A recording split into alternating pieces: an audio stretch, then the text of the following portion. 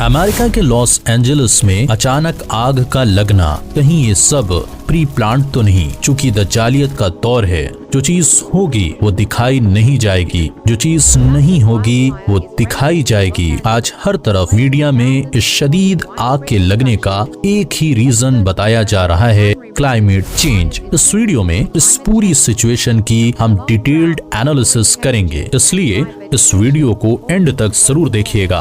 आपको समझ आ जाएगा कि लॉस एंजलिस में जो आग लगी है, हकीकत में ये सब कुछ हो क्या रहा है। जैसा कि रिपोर्ट्स के मुताबिक लास वेगस में हॉलीवुड 2.0 बनाया जा रहा था और ये पिछले साल की न्यूज है, अक्टूबर की, 18 अक्टूबर। और आप देख भी सकते हैं कि हॉलीवुड फिल्म स्टूडियोज 2.0 समर लेन लॉस वेगस नवेडा, यानी नवेडा के अंदर हॉलीवुड 2.0 पहले से बनाया जा रहा था। और आप इसमें ये भी देखें कि यहाँ पर इन्वेस्टमेंट कौन कौन कर रहा है। Warner Brothers, Sony film studios यहाँ पर एक्सपैंड हो रहे थे नवेडा के अंदर। अब दोस्तों सवाल इस बात का है कि ये लोग यहाँ पर प्रॉपर्टीज क्यों खरीद रहे थे? इसलिए खरीद रहे थे क्योंकि इनको पहले से पता था कि हॉलीवुड जो है उसको खत्म कर दिया जाएगा। बेसिकली उसको जलाने का पहले से प्लान था। और ये मैं नहीं कह रहा हूँ, बल्कि जो रोगन जो है उसने अपने शो के अंदर पिछले साल ये बात कर चुका था कि सिर्फ राइट विंड और राइट आग की हमको जरूरत है और उसके बाद पूरा लॉस एंजलिस वो जल जाएगा। तो आप पहले ये क्लिप देखें, फिर मैं आपको बताता हूँ कि कैसे ये पहले से इनका प्लान था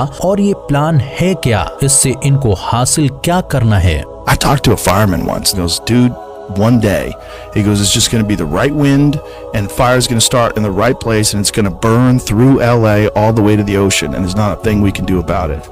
I go, really?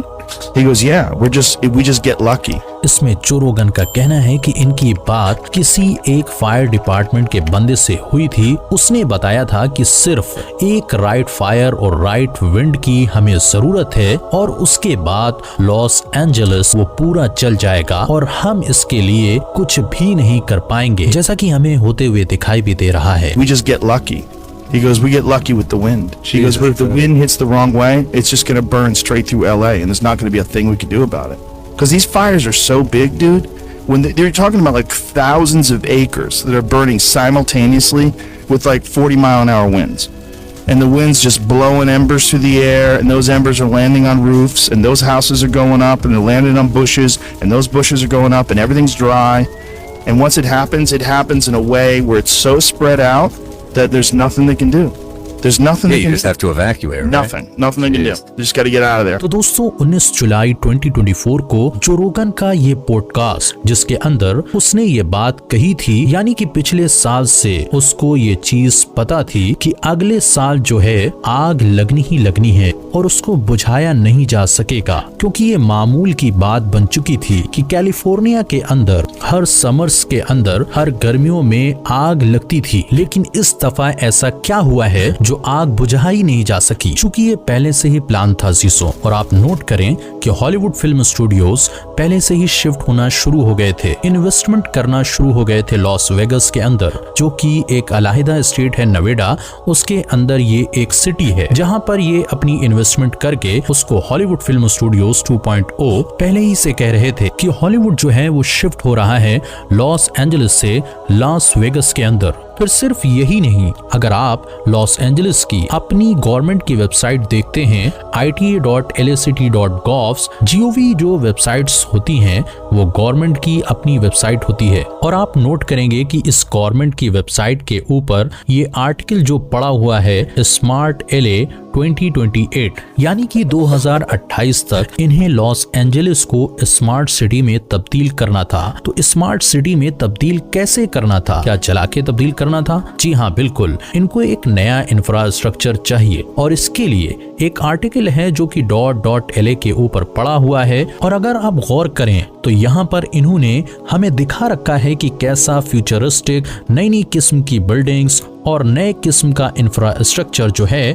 वो आपको देखने को मिल रहा है, जो इन्होंने पहले से ही प्लान करके रखा था। How will LA look in 2028? A look at the city's plan to embrace transformational tech, यानी कि इसको स्मार्ट सिटी बनाने के लिए आर्टिफिशियल इंटेलिजेंस की गवर्नेंस को लाने के लिए ये सब कुछ जानबूझकर किया जा रहा है। इसके मज़ीद मैं आपको प्रूफ्स देता हूँ सबूत के तौर पर। आप देख सकते हैं कि बाइडेन ने अभी कहा है कि फेडरल गवर्नमेंट जो है वो पूरे के पूरे 100% जो कॉस्ट आएगी कैलिफोर्निया को दोबारा बिल्ड करने के लिए वो ये पे करेंगे, यानी फेडरल गवर्नमेंट पे करेगी और एलए को दोबारा से बनाया जाएगा, लॉस एंजलिस को दोबारा से रीबिल्ड किया जाएगा। तो एलए को जब ये दोबारा से बनाएंगे तो नया इंफ्रास्ट्रक्चर होगा। ये नया इंफ्रास्ट्रक्चर इनको क्यों चाहिए? ताकि आर्टिफिशियल इंटेलिजेंस की गवर्नेंस लगाई जा सके। इसलिए फायर डिपार्टमेंट जो है वो बिल्कुल फेल हो रहा है। ये अगर आग को रोकना चाहते तो क्लाउड सीडिंग के जरिए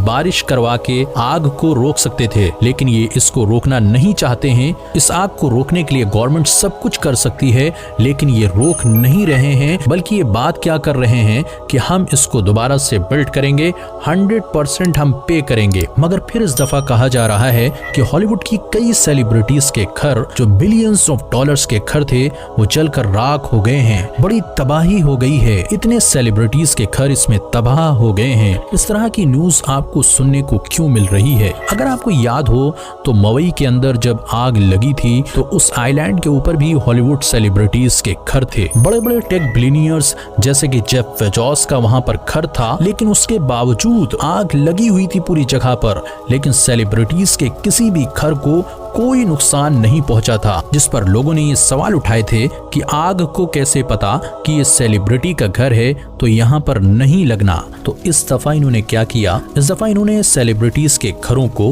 गो कि वो सेलिब्रिटीज पहले से पेड हैं, और मैं आपको बताना चाहता हूँ कि सेलिब्रिटीज को पहले से पता था कि एलए के अंदर ये क्या करने वाले हैं, जिसकी वजह से आप नोट करें कि ये जो बंदा है मार्क वेलबर्ग्स, ये हॉलीवुड 2.0 की बात कर रहा था और इसका विजन था लास वेगस के अंदर 10,000 जॉब्स क्रिएट करने का। ये हॉलीवुड सेलिब्रिटी, इसको आपने देखा होगा, ये अक्सर मूवीज में नजर आता रहता है। तो इसने हॉलीवुड 2.0 के बारे में कहा था कि हम वहां पर बना रहे हैं। कहां पर? लास वेगस के अंदर। अब जब कभी भी कोई ऐसे वाकयात होते हैं जैसे मवई में आग लगी, तो उस वक्त आप नोट करें कि ये डेवन जॉनसन हो गया, ओपरा हो गई, ये सारे के सारे लोगों से डोनेशन मांगने आ गए थे, जबकि इनकी अपनी नेटवर्थ बिलियंस ऑफ डॉलर्स है। लेकिन उसके बावजूद ये खुद पे करने के बजाय ये लोगों से कह रहे थे कि आप डोनेशन दें। तो इनके लिए ये एक अपॉर्चुनिटी होती है इस टाइम लोगों से पैसे लेने की। तो आप नोट करें कि गवर्नमेंट ने ऑलरेडी इनको तो पे कर रखा है,